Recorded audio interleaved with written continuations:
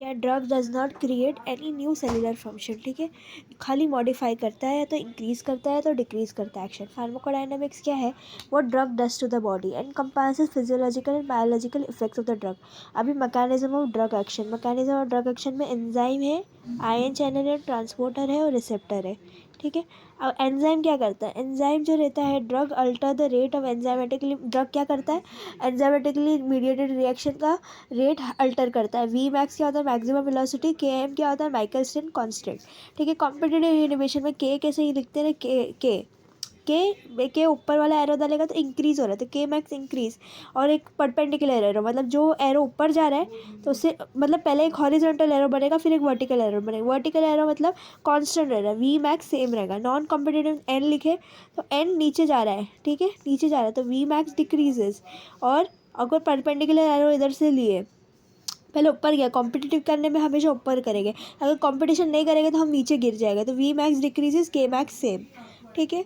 अब ये हुआ आयन चैनल। आयन चैनल क्या होता है, एक चैनल होता है ड्रग मीडिएटेड ओपनिंग और closing of ion selectively thereby altering transmembrane signalling, मतलब कोई एक आयन को आने देगा नहीं आने देगा, सिलेक्टिव चैनल, ठीक है। ड्रग मॉड्यूलेट ओपनिंग और closing of a ion, drug modulate, drug क्या करता है, मॉड्यूलेट करता है ओपनिंग और closing of an ion selective channel thereby altering transmembrane signalling. Transporter क्या है, ड्रग है ना, एक ट्रांसपोर्टर साइड पे बाइंड होता है, drug bind to a specific transporter specific carrier protein, drug bind to a specific carrier protein, और फिर ब्लॉक करता है फिजियोलॉजिकल ट्रांसपोर्ट ऑफ मेटाबोलाइट का, जैसे कि SSRI ब्लॉक करता है 5-HT रीअपटेक। भी receptor mediated action, receptor mediated action जो रहता है, रिसेप्टर क्या एक मैक्रोमोलिक्यूल है जहाँ पर that bind to a drug. अभी रिसेप्टर एक ड्रग बाइंड करता है और रिस्पॉन्स प्रोड्यूस करता है। अभी रिसेप्टर अगोनिस्ट हो सकते हैं, अगोनिस्ट हो सकते हैं, एंटागोनिस्ट हो सकते हैं। अगोनिस्ट क्या करेगा, बाइंड करेगा, एक्टिवेट करेगा रिसेप्टर को, रिस्पॉन्स देगा, ठीक है।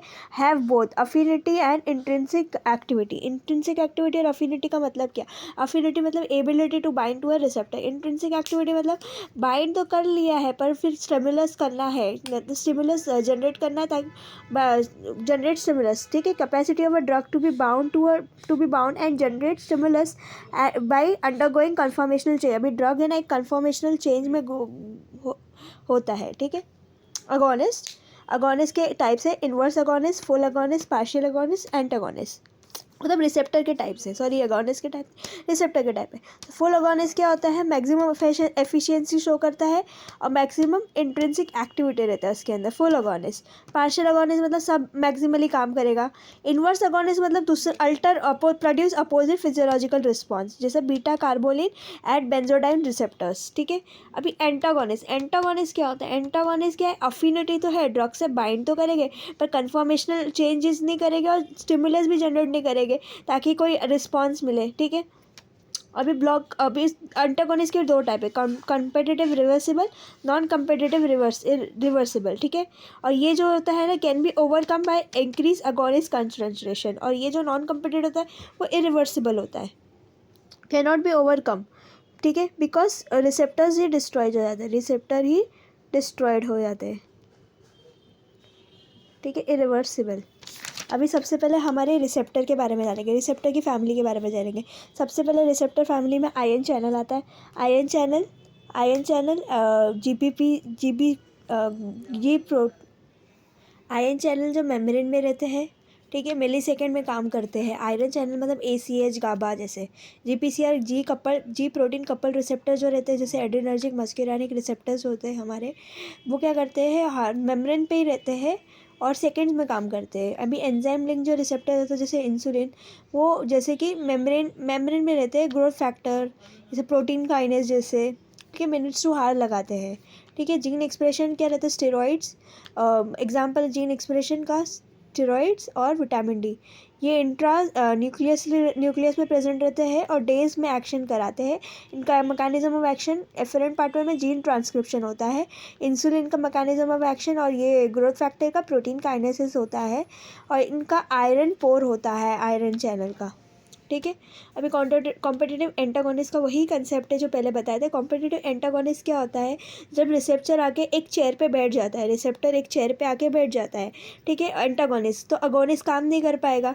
तो agonist it can be overcome by increasing the concentration of agonist, मतलब बहुत सारे बच्चे लेके आ जाएंगे अगोनिस्ट के और एक बच्चा लेंगे एंटागोनिस्ट का, तो एंटागोनिस्ट को वो आराम से हटा देगा, ठीक है। तो हमें क्या करना पड़ेगा, ये जो ग्राफ है वो राइट में शिफ्ट हो जाएगा। क्यों राइट में शिफ्ट होगा, बिकॉज हमें डोज को बढ़ाना पड़ेगा,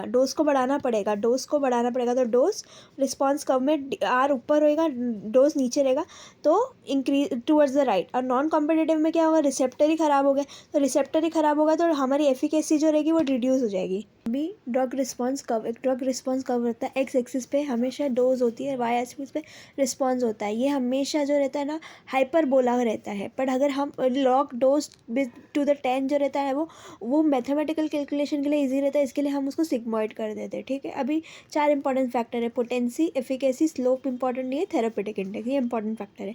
पोटेंसी क्या है, कितने रिसेप्टर लगेंगे, the amount of receptor needed to produce response, ठीक है। अभी ये इसको इतने मतलब इसको अभी ए को सपोज ये 10 है, 10 रिसेप्टर लगे, बी को 20 रिसेप्टर लगे, सी को 30 रिसेप्टर लगे, ताकि वो सेम रिस्पॉन्स दे सके। तो A is more potent than B than C, ठीक है। ये है पोटेंसी क्या है, जितना लो कंसंट्रेशन में मैक्सिमम रिस्पॉन्स मिला तो वो ड्रग बहुत पोटेंट है, लो कंसंट्रेशन में मैक्सिमम रिस्पॉन्स देगा तो ड्रग बहुत पोटेंट है, ड्रग शक्तिशाली है। पोटेंट मतलब पावर, ठीक है। एफिकेसी मतलब जितना ज़्यादा रिस्पॉन्स आएगा मोर इज़ द एफिकेसी, मतलब सपोज ए ड्रग ने इतना ही रिस्पॉन्स दिया, बी ड्रग ने इतना रिस्पॉन्स दिया सपोज, तो हमें बी ड्रग ज़्यादा पोटेंट है, बी ड्रग ज़्यादा एफिकेशियस है as compare to A drug. भले ए ड्रग की पोटेंसी कम है, मतलब ये कम रिसेप्टर में ज़्यादा मैक्सिमम रिस्पॉन्स दे रहा है, पर हमें तो अच्छा रिस्पॉन्स चाहिए ना। More the peak of the crop greater is the efficacy, इसका ये मतलब ये है कि जैसे सपोज हम दे रहे हैं एंटीबायोटिक्स कोई भी, ठीक है, पेशेंट को। अभी पेशेंट को एंटीबायोटिक्स हमने दे दिए, तो उसके बाद अगर हम उसको ऐसा नहीं चाहेंगे कि उसका इफेक्ट कम हो बॉडी और माइक्रो ऑर्गेनिज्म उस पर ज़्यादा अटैक करने लग जाए, तो हमें एंटीबायोटिक्स जो रहेगा उसका हम रिस्पॉन्स देखना, उसका एफिकेसी देखना, जितनी एफिकेसी रहेगी उस हिसाब से देना है। थेरापेटिक विंडो क्या है, थेरापेटिक विंडो को सेफ्टी मार्जिन भी बोलते हैं, ठीक है। अब ये इसको मार्जिन ऑफ सेफ्टी इसलिए बोलते हैं बिकॉज जो ये अभी सपोज ये ड्रग प्रोड्यूस कर रहा है वो थेरापेटिक इफेक्ट है, ठीक है, और ये लीडल इफेक्ट है, ये दोनों के बीच का जो रेंज है उसको बोलेंगे थेरापेटिक इंडेक्स और या तो सेफ्टी मार्जिन बोलेंगे, ठीक है। लीथल डोज क्या होता है, 50% पॉपुलेशन में 50% कंसनट्रेशन पे ये जो लीथल इफेक्ट शो करता है उसको बोलते हैं लीथल डोज। तो therapeutic index is lethal dose upon ED 50। जैसे लिथियम का थेरेपेटिक इंडेक्स जो है बहुत नैरो है, तो हमें वो देते वक्त सोचना पड़ेगा। अभी aspirin is less potent as well as less efficacious, मतलब लेस पोटेंट मतलब बहुत ज़्यादा रिसेप्टर लगा रही है और रिस्पॉन्स भी नहीं दे रही। पैथिडिन जो है लेस पोटेंट मतलब बहुत ज़्यादा रिसेप्टर्स लगा रही है, बहुत ज़्यादा डोज देना पड़ेगा तब जाके रिसेप्टर ऑक्यूपाई होगा, और बट मोर एफिकेशियस मतलब बहुत अच्छा रिस्पॉन्स दे रही है। लेस पोटेंट मतलब ज़्यादा कंसनट्रेशन ड्रग, मतलब ज़्यादा कंसंट्रेशन करनी पड़ेगी ड्रग की। एफिकेशियस मतलब अच्छा रिस्पॉन्स दे रही है। डायजेपाम मोर पोटेंट मतलब कम रिसेप्टर्स कम डोज में रिसेप्टर्स को ऑक्यूपाई कर लेगा बहुत सारे, बट एफिकेशियस मतलब रिस्पॉन्स नहीं दे पा रही है। अभी डायरिया WHO के हिसाब से कि अगर 3 स्टूल से ज़्यादा होगा 24 घंटे में तो डायरिया है। अभी एंटी डायरियल ड्रग में रिहाइड्रेशनल थेरेपी आएगा, anti motility drug, anti secretary drug और मतलब जो प्रोबायोटिक और अपना एंटी बायोटिक्स ये सारे रहेंगे, ठीक है। अभी रिहाइड्रेशन ड्रग में क्या आएगा, ORS थेरेपी और IV थेरेपी, ठीक है। IV थेरेपी या तो जिंक देंगे। ORS में अक्यूट वाटरी डायरिया के लिए ORS दिया जाता है। NaCl का 2.6 ग्राम पर DL, KCl 1.6 और 2.9 सोडियम सिट्रेट और अपना ग्लूकोज 13.5 ये देते हैं।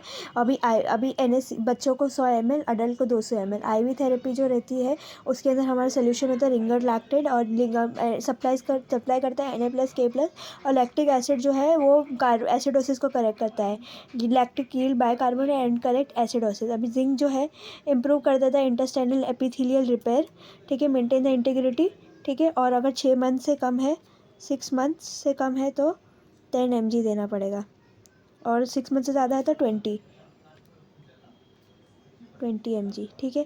और ये साइड इफ़ेक्ट क्या है, नोशिया, मेटालिक टेस्ट, ठीक है। अभी कॉजेज ऑफ डायरिया क्या, डिक्रीज ऑब्जॉर्प्शन, ऑस्मोटिक ओवरलोड बढ़ गया है तो होगा इंक्रीज सेक्रीशन, मतलब सेक्रीशन की होगा इंटस म्यूकोजल हाइपरप्लेशिया की वजह से, इन्फ्लेमेशन होगा तो म्यूकोजल डैमेज की वजह से एक्सुडेशन होगा लूमन के अंदर पस जैसा कुछ फील हो जाएगा, तो वैसे ही सिक्रीशन बढ़ जाएगी। ऑस्मोटिक ओवरलोड की वजह से क्या होगा, लूमनिंग ऑस्मोटिक प्रेशर बढ़ जाएगा, मतलब सॉल्ट का कंसंट्रेशन बढ़ जाएगा तो पानी अंदर खींचे जाएगा। अभी टाइप्स ऑफ डायरिया वही है, मतलब सॉल्ट का कंसंट्रेशन बढ़ गया, इसके लिए इधर लिखा नहीं, सॉल्ट का कंसंट्रेशन बढ़ गया, water pressure pulling water inside, और तो ऑस्मोटिक डायरिया होगा। सेक्रेटरी डायरिया मतलब टॉक्सिन होगा या बाइल सॉल्ट क्या करेंगे, फोर्स करेंगे एक्सेस फ्लूइड को और इलेक्ट्रोलाइट को लूमेन में आने के लिए, इंटेस्टाइनल लूमेन। ट्रांजिट डायरिया मतलब हाइपरमोटिलिटी डिसऑर्डर जो कॉन्टैक्ट टाइम को लिमिट कर देती है, ठीक है। अभी लोप्रामाइड कहाँ करते हैं एक्ट, म्यू ओपियोइड रिसेप्टर पे एक्ट करते हैं, myenteric plexus of the gut, mu opioid receptor decreases the tone of longitudinal muscle, इसकी वजह से मोटिलिटी कम होती है, मोटिलिटी कम होगी तो क्या होगा, डायरिया कम होगा, ठीक है। Minding plexus acetylcholine decrease the long tone और डायरिया कम होगा, ठीक है। अभी लोप्रामाइड, डाइफेनॉक्सिलेट और अट्रोपिन भी सेम मैकेनिज्म ऑफ एक्शन है। लोप्रामाइड इंडिकेशन क्या करता है, non febrile non bloody diarrhoea में इंडिकेटेड होता है, और लोप्रामाइन का adverse effect constipation, cramp, see QT एक क्यूटी को देख के अरिथमिया हो गया, सी मतलब कन्वर्जन नहीं, इधर क्रैम्प है, कॉन्स्टिपेशन है और क्यूटी और अरिथमिया, ठीक है। 16 mg से ज़्यादा लोप्रामाइड नहीं देते। अभी रेसिकाडोट्रिल रहता है, अक्यूट सेक्रेटरी डायरिया में यूज़ करते हैं, side effect nausea, vomiting, headache, rest. Racecadotril क्या करता है, साइड इफेक्शन इंटेस्टाइनल म्यूकोजा पे अपना एंटी सेक्रेटरी है, मतलब ये सेक्रीशन को रोकेगा, एनसेफेलिस को ब्लॉक करेगा, और enkephalins causes decrease in CMP, कि सीएमपी कम हुआ तो reduces the stool water loss, decrease cyclic AMP mediated secretion, ठीक है। Motility is not affected, no motility is affected in this drug, secretion is affected और decrease the cyclic AMP mediated secretion by, अभी enkephalins block करेगा cyclic AMP को, cyclic AMP secretion को कम कर देगा, ठीक है। ये होता है ये लोग, और रेसिकाडोट्रिल देना सबसे ज़्यादा सेफ होता है एज़ कम्पेयर टू लोप्रामाइड। अगर लोप्रामाइड में इन्फेक्शन हुआ तो फिर वो एंटीबायोटिक्स को ज़्यादा टाइम मिलेगा, मतलब बैक्टीरिया को ज़्यादा टाइम मिलेगा गट में, तो इन्फेक्शन के चांसेस और बढ़ सकते हैं, ठीक है। लोप्रामाइड डाइसेंट्री में नहीं देते, डाइसेंट्री में, हाई फीवर में, सी डेफिसियल में, और पेशेंट चाइल्ड होगा तो 2 साल में नहीं देंगे, ठीक है। गट अब्जॉर्प्शन मतलब गट में बैक्टीरिया ज़्यादा समय तक रह जाएगी, और ये दूसरे ड्रग्स को जीआईटी से अब्जॉर्ब होने नहीं देगा। ये भी एंटी सेक्रेटरी की क्लास के अंदर आते हैं। बिस्मथ सबसेलिसाइक्लेट, इसका anti secretary mind anti inflammatory रहता है, एंटी माइक्रोबियल रहता है, ट्रैवलर डायरिया के लिए यूज़ होता है, बी फॉर बिस्मथ साइसल्फेट, बी फॉर ब्लैक स्टूल। अभी फ्लोरोक्विन में क्या आएगा, सिप्रोफ्लॉक्सासिन जो चिलिएट करता है कैल्शियम को, ठीक है, टेंडिनोपैथी कॉज कराता है। मैक्रोलिड में आएगा एजिथ्रोमाइसिन और मेट्रोनिडाजोल जो एमोबियासिस और जियार्डियासिस के लिए यूज़। एब्जॉर्बेंट के एग्जांपल है क्योलिन और चारकोल जो बाइंड करते हैं वाटर को, और toxin the gut, soothing coating over mucosa ताकि स्टूल अच्छे से निकल सके।